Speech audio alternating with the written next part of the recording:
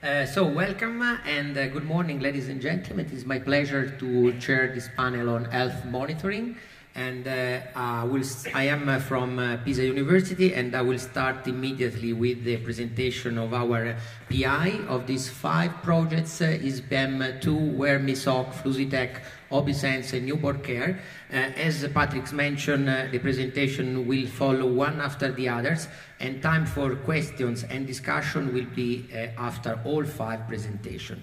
So I'm inviting now Carlotta Guiducci from EPFL to explain a few words about the ISyPeM 2 project. Thank you very much, Luca. So good morning, ladies and gentlemen. So my name is Carlotta, and I'm the coordinator of the ISyPeM 2 project, which is an extension of a previous RTD project. This activity is running so far already for a few years. Our consortium targets the challenge of individualized or personalized medicine by an approach that is called therapeutic drug monitoring. Therapeutic drug monitoring is actually the measurement over time of the drug concentration in the blood patient to support the decision on the dose, on the drug dose to give in the framework of a treatment. This kind of approach has been in place for already a few decades and demonstrated to be extremely valuable, in particular in case of treatments which have critical adverse effect or treatments that show a very large interpatient variability. But there is a kind of awareness more recently in the community of the fact that this kind of approach should be really considered as to accompany the other individualized medicine approach, such as pharmacogenetics or pharmacogenomics, and the measurement of protein biomarkers. So we have the chance, actually, in this context, to work with one of the groups that are at the forefront of this, in this field, which is the group at the Department of Clinical Pharmacology in CHUV here in Lausanne, and in particular with Thierry. So why the measurement of this drug concentration is so important? Well, because the drug concentration is actually, or the pharmacokinetics, so the way this concentration changes in time upon an intake, is directly, it represents the exposure that the patient has to a certain treatment, and is directly related to the response. Actually, exposure is the best biomarker for response. So it is extremely important not only to determine which is the correct drug to give by means of the pharmacogenetic test, but also to determine the correct exposure, which can vary not only on the basis of genetics, but also on the basis of our contingent factors that are not taken into account by the genetic information. As you can see in this example that concerns imatinib, a drug that is part of a new class of anti-cancer agent, the variability can be extremely large. And this is the case among 2,000 patients in EU. We target in the framework of this project 4 classes of diseases, 4 classes of treatments. This kind of modern anti-cancer agent, the immunosuppressant, such as tacrolimus, antiretrovirals like efavirenz for HIV, and finally antibiotics. For this class of diseases, we have already population data, so this is interesting, and at CHUV we have patient samples that are taken routinely. Our approach is multi-scale, and it targets the development, first of all, of a point-of-care system to perform this testing. So to move from mass spec equipped laboratories to the patient bedside, to the medical doctor cabinet, and even to the patient home in case a frequent dose measurement is needed. We highlight the fact that interpretation of this drug, of this concentration information, is extremely crucial in order to support the decision. The information on the drug concentration itself is not enough, and this our partners are extremely aware of that. Another crucial part is data exchange. We have an excellent partner for that, the lab of Michael Schumacher in Sion. Data exchange is important to gather patient data that are important to support this decision, together with the drug concentration measurement, but also to feed the population databases in order to improve the knowledge on how the drug is variable, and how the behavior of the drug is variable among the population. So just to give a couple of examples of our approach of where we stand, regarding for instance, the development of the assay, we believe that the existing technologies of in vitro assays are not suitable, are not adapted, are not sufficient for detection of small molecules such as drugs. And we target chemical biology research to identify the right probes, but also we target work on the assay. We work together with ST Microelectronics, which is a partner of our project, which already developed a successfully system for in vitro diagnostic at the point of care. So we exploited their technology together with our technology to perform this kind of demonstrator for tobramycin concentration measurement. In terms of the support of decision, together with Shuv, our partner at the Reds Lab in Yverdon, they developed a system based on algorithm and a graphical user interface to support medical doctors, and this is the most advanced system that is at present existing, and is used at present in Shuv.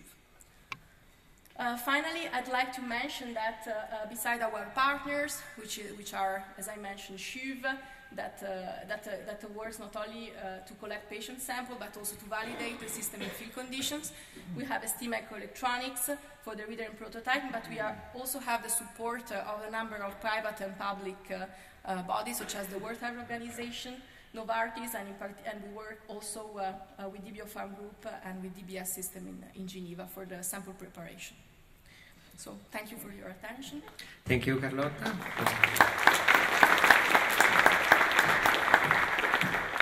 So I'm inviting now on the floor Chuting Yang from ETHZ to say something about the WearMeSoC project.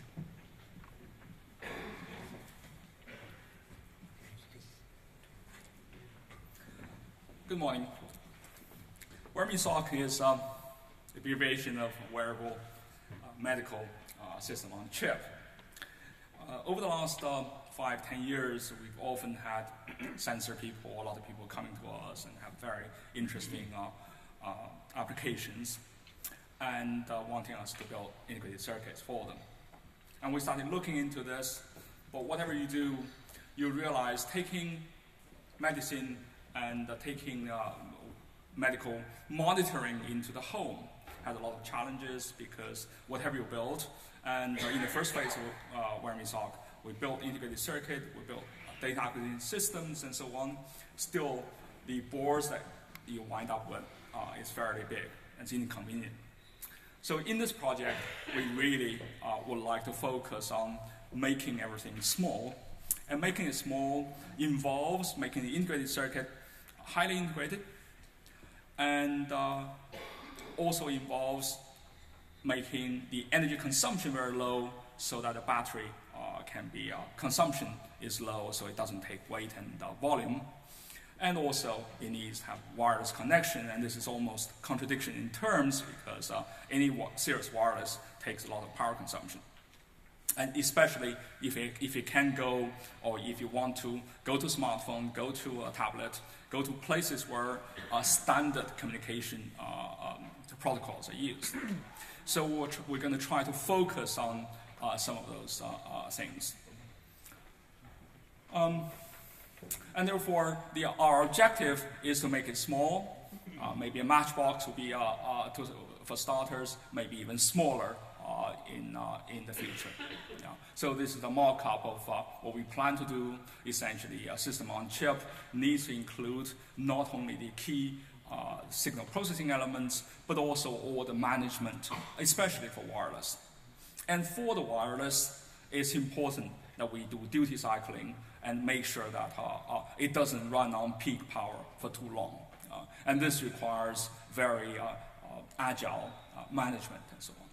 Also for communication, essentially for monitoring a person in his daily life. There are lots of movements. The person is no longer restricted and lying down on the on the bed, and therefore there are a lot of architects, and one of the focuses that we have will be to make sure that we have sufficient signal processing to remove those artifacts. We're fortunate to have several doctors, several departments in the university hospital working with us. We have a number of interesting use cases or application examples. They're examples, they're not just the final application per se, but they have challenges for us. One of them is about testing the driving capabilities of elderly persons. Another one wants to take all of those things up to the high altitude for high altitude illness studies, and some of the for well-being applications such as sleep monitoring and so on. So those are some of the examples of what people do today, and we hope will make those things, the sleep laboratory, much, much more convenient than the intimidating little room that you have today. And so this is the system we have here today, and we're verifying various sensing algorithms and so on.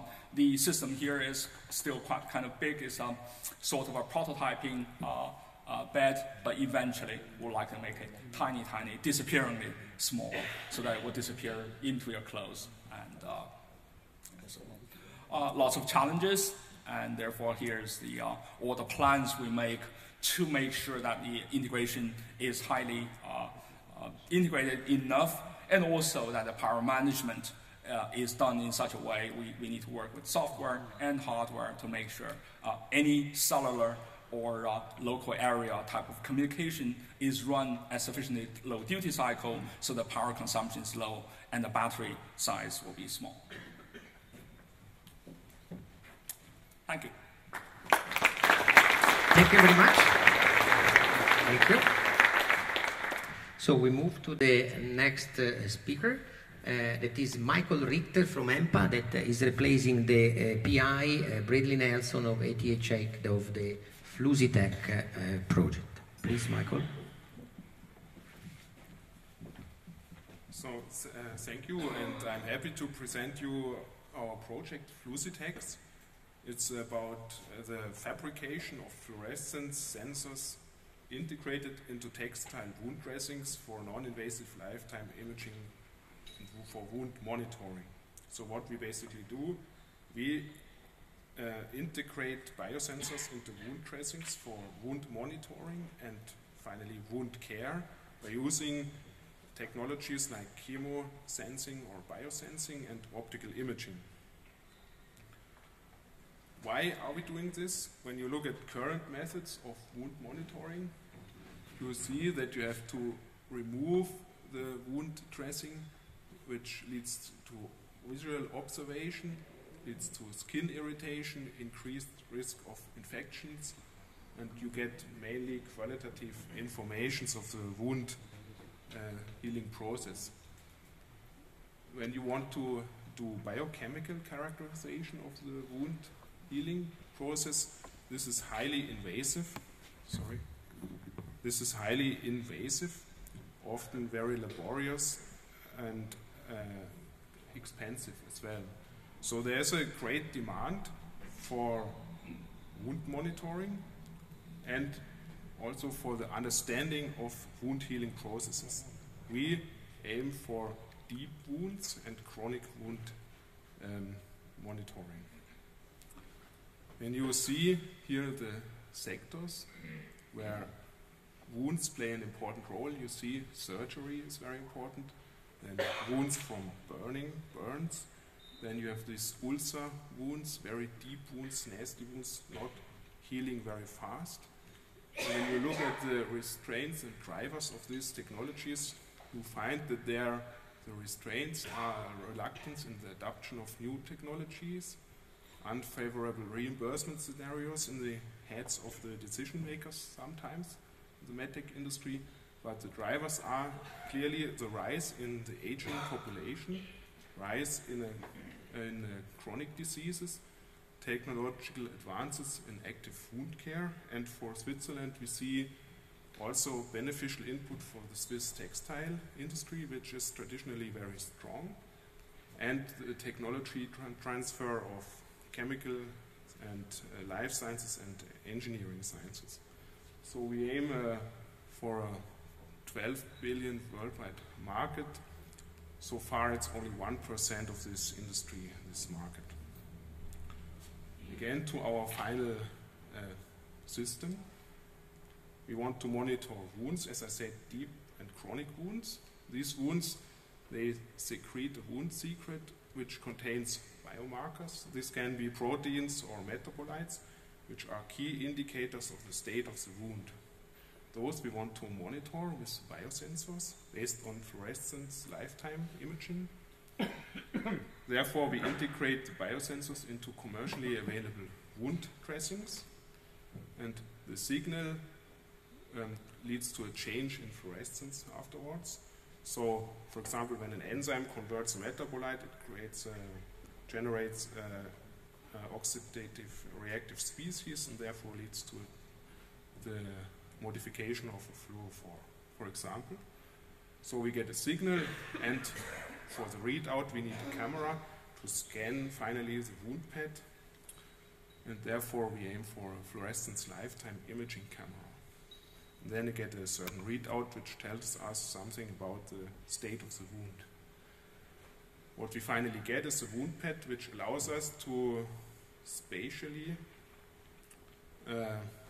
monitor wound patterns across the whole wound area, which is unique. And what is expected as a result is a robust wound dressing with integrated biosensors, with a good linearity of the sensing modules, and a detection system with high resolution. At the second level, all these biosensors we develop are useful or compatible with optical fiber biosensors, can be used potentially for ex vivo sensing, and are compatible with drug release systems, so this broadens our technology as well. The consortium, this is my last slide, is organized like this. Coordinator is Brad Nelson and from the IRIS Institute. Then we have the two EMPA laboratories in St. Gallen. So this is the EMPA laboratory for bioactive surfaces. This is the EMPA laboratory for protection and physiology. We care about the enzymes, biosensors integration into polymers. Microsystems integration is done by Brad Nelson, fluorescence lifetime imaging by CSM Stefano Cataneo, and the in vivo testing is done by the Animal Hospital in Zurich under the lead of Brigitte von Reichenberg. Thanks for your attention. Thank you, Michael.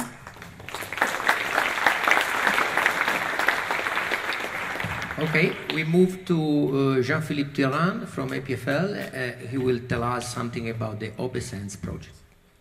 Thank you very much. Good morning.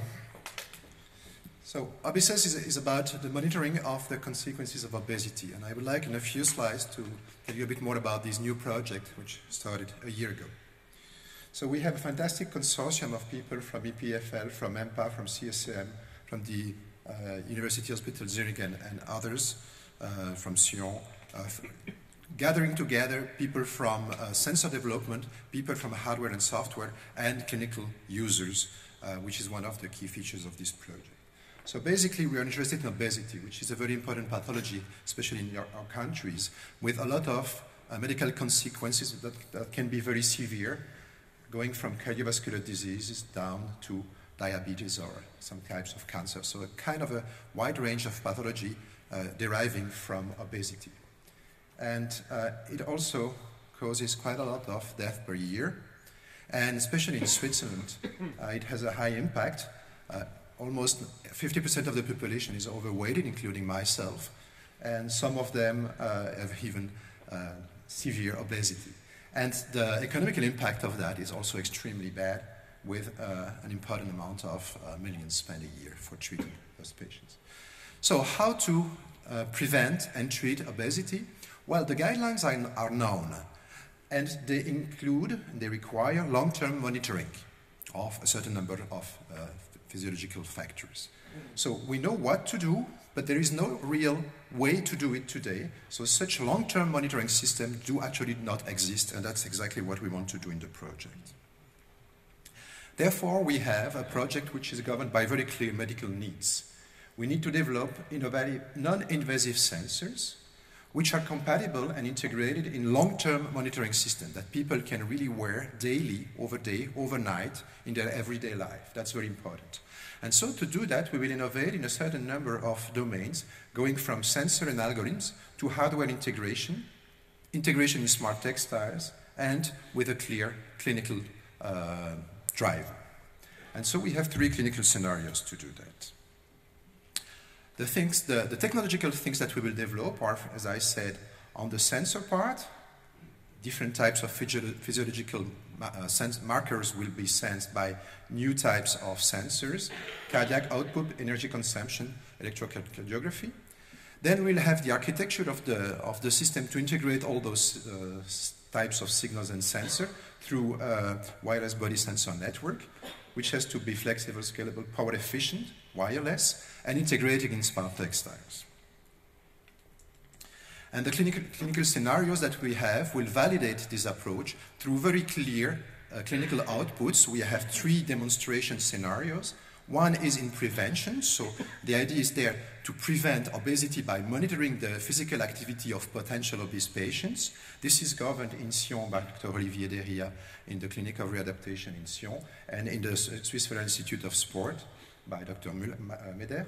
Then we have a second scenario which is inside the hospital during the hospitalization, monitoring the consequences of obesity in terms of cardiac problems, so obesity and arterial fibrillation, hypertension, and also diabetes. So this is during the hospitalization, and this is monitored by Dr. Pruvot. And then after, we have an outpatient monitoring system, so monitoring the consequence in terms of outpatient cardiovascular problems after the treatment. So our system that we will develop will integrate innovative sensors into an innovative wireless body sensor network with very clear scenarios for validation in 3 different scenarios with 3 different demonstrators. And that's what we want to do in the next years.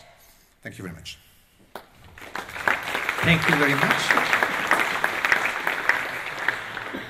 Very good. So we move to the last speaker of this first session. That is Pierre Vandergheynst from EPFL. He will tell us something about the NewbornCare project. Okay, so thanks for the opportunity to pitch the NewbornCare project, which is started in the new Nano-Tera framework. And NewbornCare is one of these projects where explaining the why it is important is actually quite easy, and this is what I will do today. Everything is in the title, so it's a project about monitoring premature babies. And the reason why we want to do that is that the numbers involved in neonatology are actually dramatic and staggering. So, interestingly, almost 1 baby out of 10 born in Switzerland is premature. So it's a condition that you will encounter very frequently.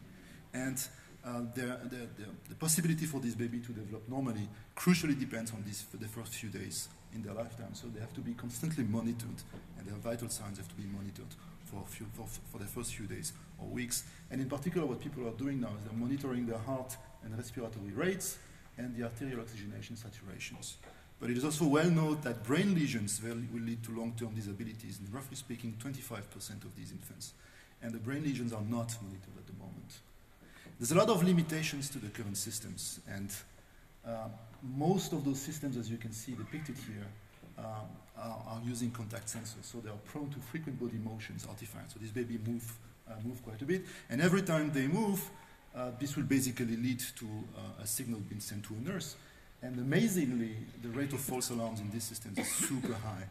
Almost 90% of alarms generated by current systems are actually false alarms. And this is a number of drawbacks. First of all, it leads to discomfort and stress of the neonates themselves. Every time an alarm is rung, a nurse has to come, and there is a protocol to follow and manipulate the baby. Caretakers get desensitized over time, because if you have been responding to false alarms for a full day, maybe at the end of the day you will not move as quickly as you need to. And this leads to dangerously long response times for these babies. And also, applying these sensors onto the baby is slow because you have to connect all these sensors, whereas sometimes it's critical to be able to monitor the baby very quickly. And finally, the brain, the most sensitive organ, which is responsible to 25% of disease, is not yet monitored with current systems. So clearly this points to the problem that there's a lack of accurate contactless technology for actually monitoring those vital signs. So we propose the following project where there will be a first system monitoring brain tissue oxygenation and peripheral oxygenation of arteries using plethysmography and a dedicated near-optical spectrometer. This will be the only contact-based sensors located in a headband over the baby's head. Then there is a set of sensors which are basically cameras observing the baby in visible and near-infrared range and monitoring by amplification of video signals their respiratory rate and blood oxygenation. And then this system will perform calculation, and then the vital signs and possible alarms will be sent over a Wi-Fi network to a dedicated application sitting, for example, on a tablet, and the nurse can then therefore receive those signals and decide if they have to act. So the first platform is this multi-optical sensor component. There's two basic modalities: near-infrared spectrometry to actually be able to measure peripheral oxygenation of brain tissues through the skull of the babies, as well as a dedicated SpO2 system for blood oxygenation. The implementation will be based in a small headband over the baby's head, and the partners involved in this project will be the Division of Neonatology at the University Hospital of Zurich, which will also conduct clinical validation of these systems, and the CSEM, which has also expertise from a previous project in these modalities. The central platform will basically include illumination in the visible and near-infrared range, together with video-based monitoring. These will be able to detect and amplify thoracic motion, as well as subtle modification in pigment, color modification of the skin of the baby to visualize their blood flow. So with these modalities, you're able to actually, in a contactless way, measure breathing rate together with heart rate. And the partners involved in there will be EPFL for the data processing task and EPFL for integrating the system. Thanks a lot. So, I would like to thank all the speakers for their presentation, and especially to stick to the 5 minutes time. And now we have time for our discussion, and it's the time you can pose any kind of questions to the speakers here that will be on the floor for you. If you allow, I will start with the first questions. I'm very much in love with the motto of Nano-Tera, engineering the future, taking innovation from the labs into our daily lives. And you show to us very promising Nano-Tera technologies for health monitoring. As a matter of fact, we see, looking to the past of many pilot projects about health monitoring, that it seems to be very effective for the improvement of the quality of life of patients, and also effective from the economical point of view for health public authorities. But unfortunately, very seldom such pilot project becomes common practice in the real life. So my questions to all the panelists is, what are, in your opinion, the real barriers in order for this technology to come in our daily lives? I don't know how many microphones do we have. 1, 2. So, Carlotta, would you like to start? Does it work? Well, I think this depends a lot on a case-by-case basis, so the barriers will not be the same for different applications. I believe that here we probably have, for all the projects that have been presented, one of the key of success that is the presence of medical doctors on as partners of the consortium. This is absolutely crucial, and I think it has not been the case for all valuable attempts that has been made through the years it has not led to success. So in our case, in particular, it was extremely crucial not only simply to determine what are the range that we have to meet, the requirements that we have to meet for our analytical performance, but also to realize what will be the in-field use of our system, and that the system itself, for instance, with the drug concentration measurement would not be enough, and that the medical doctor and the actors that will really use this system would need also a support with respect of the software, otherwise they would not use this information. So, and this kind of consideration can only come from people that work in the field. Okay, and Jean-Philippe.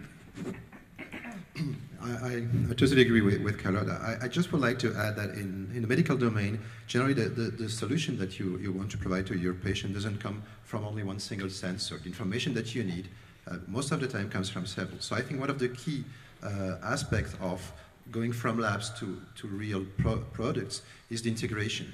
And integration and usability. You have really to find a way to make the different types of information that you need really integrated in a system that people can use daily. And I think we have seen that there are several projects dealing with integration in textiles, for instance. So this kind of integration in sensor networks really needs to go really to the patient and be integrated so that it can be really usable. I think that's also one of the particularities of this consortium of the Nano-Tera, is that really we can play with big teams to really collect the expertise and integrate into prototypes. And I think that's one of the features of Nano-Tera. Jean-Philippe? Sorry, Pierre. Yeah, so I also totally agree. And in this project, you also have to realize that there are usually two types of end users. There's the patients themselves, but there's the caretakers. And these persons do not have to be engineers. So a fraction of the time we spend in a project is to being able to present information to caretakers in a way that there is no technological barrier for them to use the project, and that is very important. Okay. And Chutin? If you want to take those things to the home and prevent people like my parents to wear any of those things, I think the bar is extremely high. They would not want to be encumbered with anything that's inconvenient, that requires change of battery, that requires pressing buttons and touch screens and so on. So to make all that infrastructure, to make the stuff unobtrusive, to have all the necessary sensors that would test not only the ECG, the EEG, but also the oxygen saturation and so on, so that doctors can make sensible things.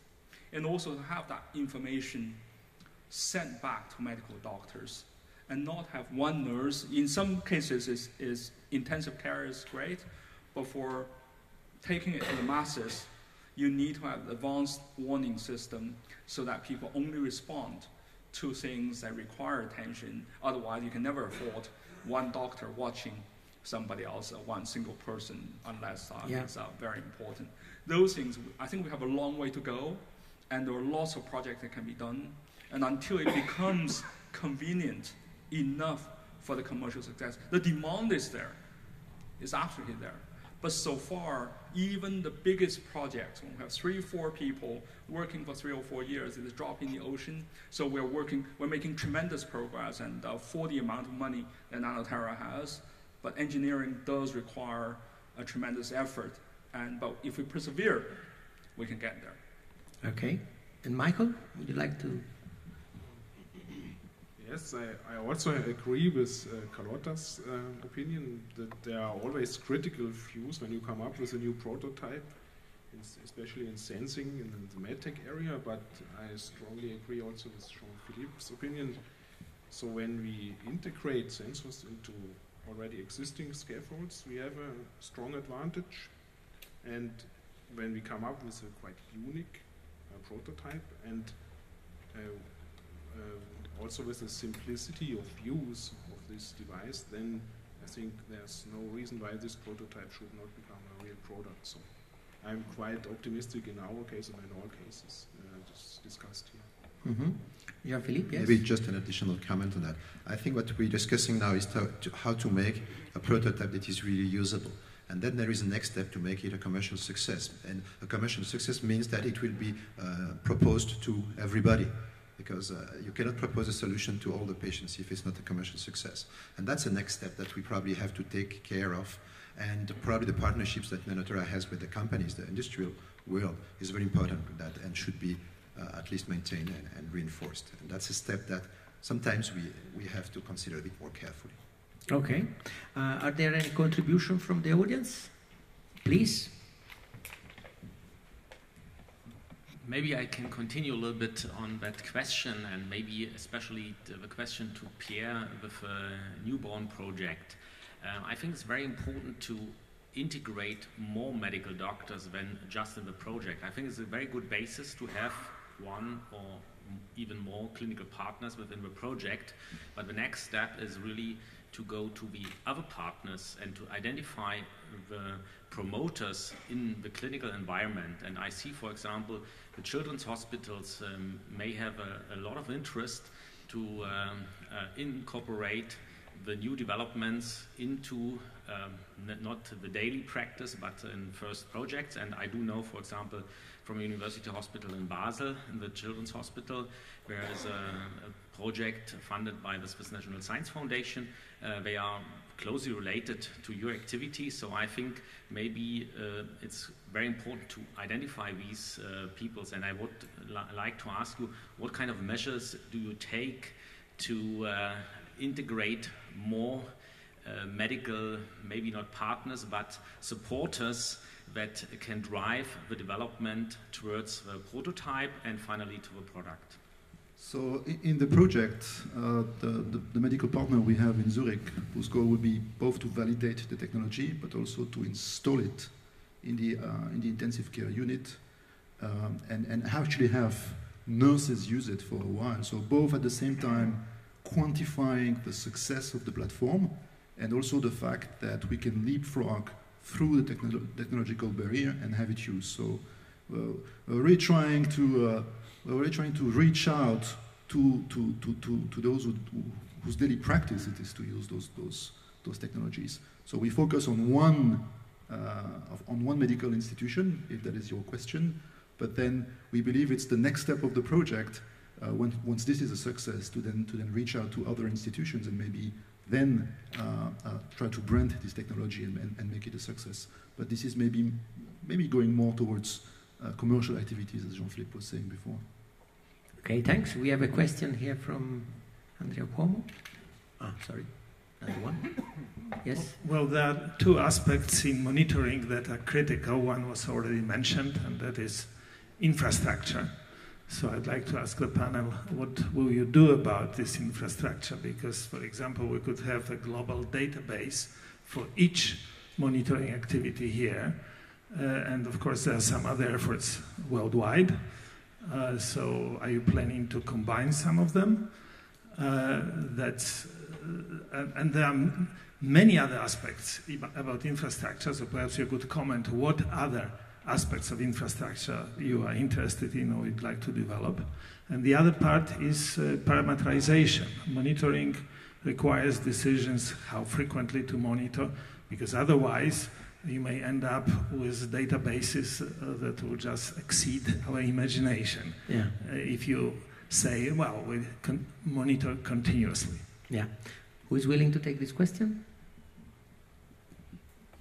Carlotta? I'll start by from the last question regarding the frequency. Well, again, it's I think something that I wanted also to add before is that the clinical partners are also extremely helpful to tell you what does it actually make sense.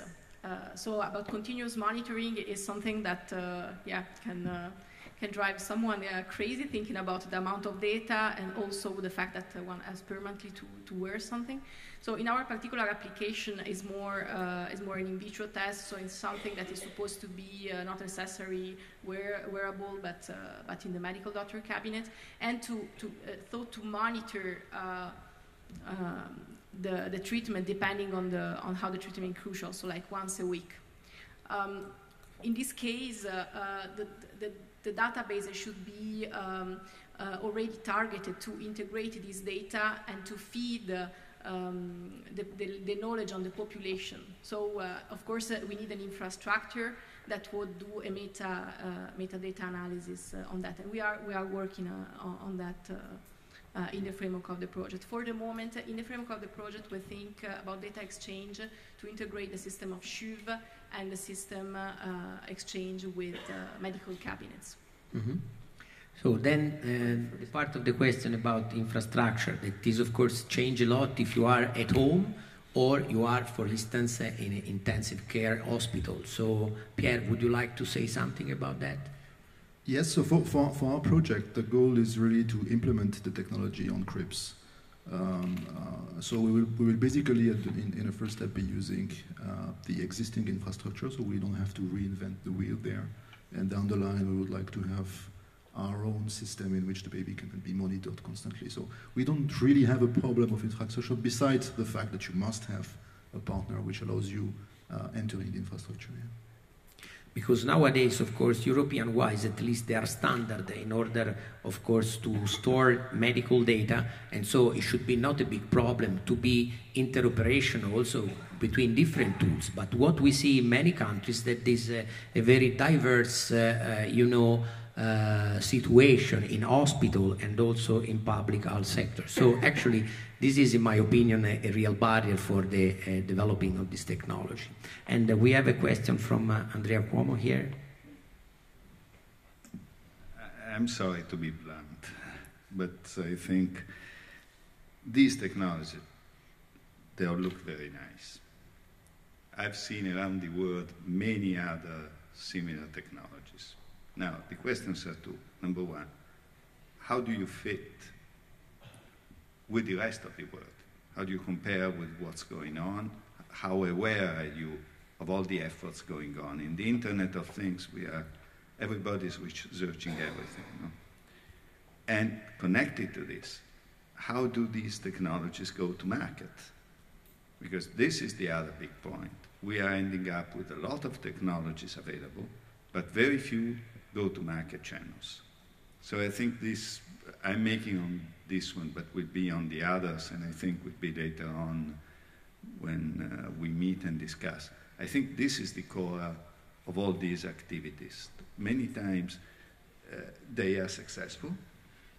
Take the initiative on the knee, that's been here for a while and now is going really to market and wide. And very often they're not. And people like me are simply not aware of whatever is happening or which one of these technologies will work. So when things arrive to us in the industry, it becomes late.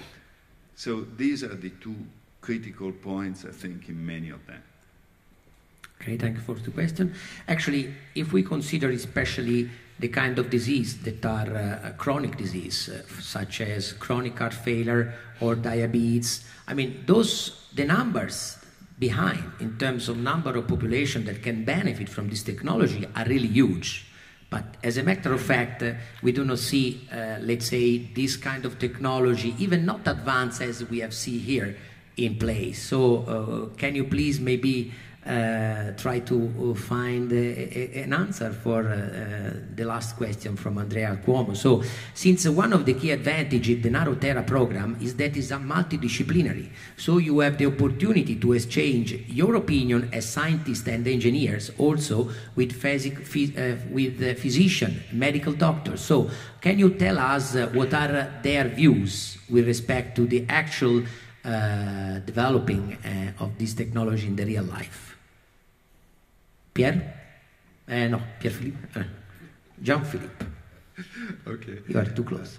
I think, thank you very much for the comment, actually, and that's a bit the point I tried to address in my previous comment also. We still have a gap between a very good prototype and a market and a product that really appears.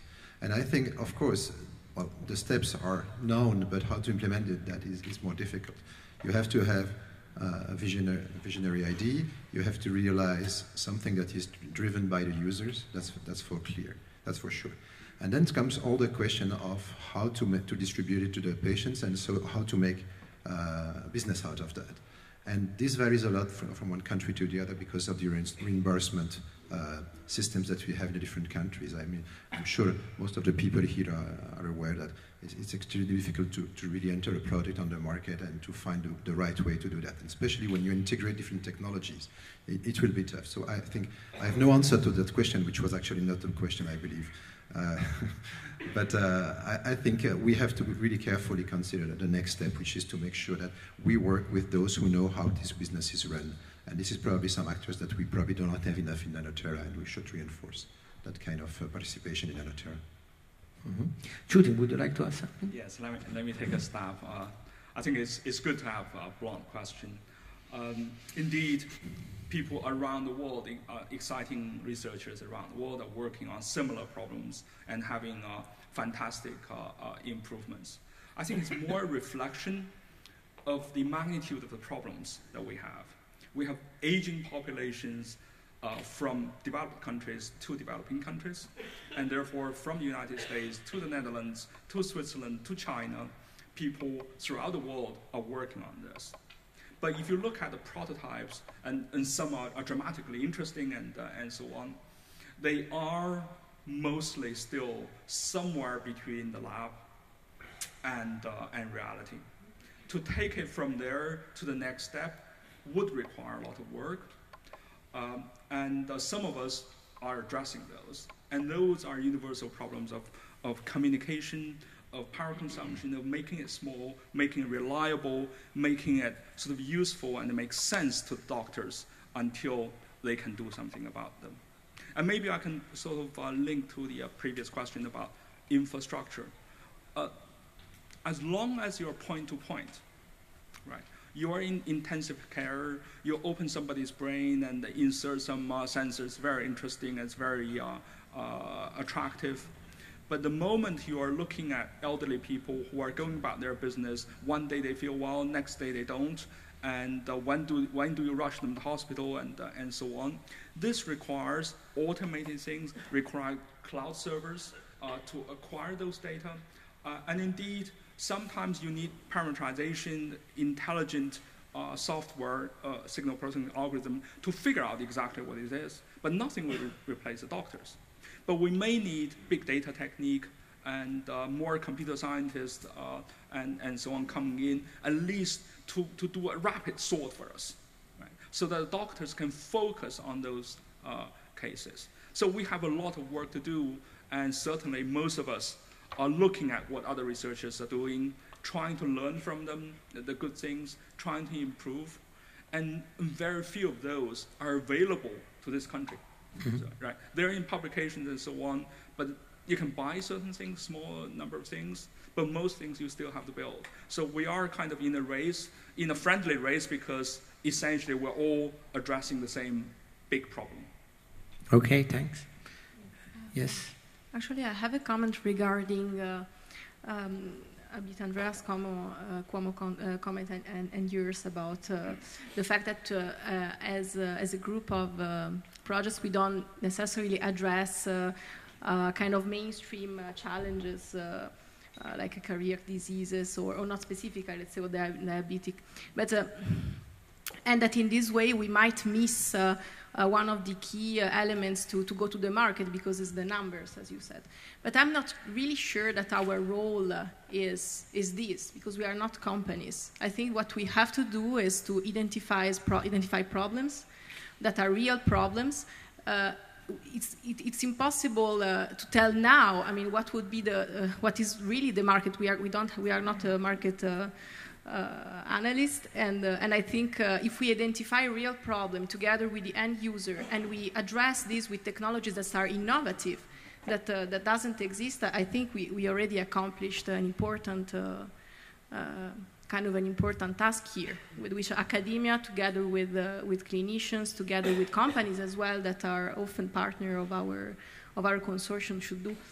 So I don't think that say that our project is successful at the end would be that we made billions out of it, but that we found solution and to problems that maybe are not addressed to mainstream research or industry. Of course. I mean, I think it was not a critics, it was just curiosity, because at the end I believe that what is important, especially when we are dealing with health monitoring, is I believe that every one of us, and also you as a PI of these experiments, is to try to bring some benefits to the human being. So the point is that we are trying just to discuss, thanks to the experience and to the multidisciplinary, of your project, to see how we can actually accelerate the benefit of this technology to the end user. Because, for instance, especially here we have obesity and also especially the newborn project that are looking to social problems. So if we are able to bring maybe not the best technology towards the end user, but also maybe not the best, but some technology, I believe that we are going to answer also demands that, as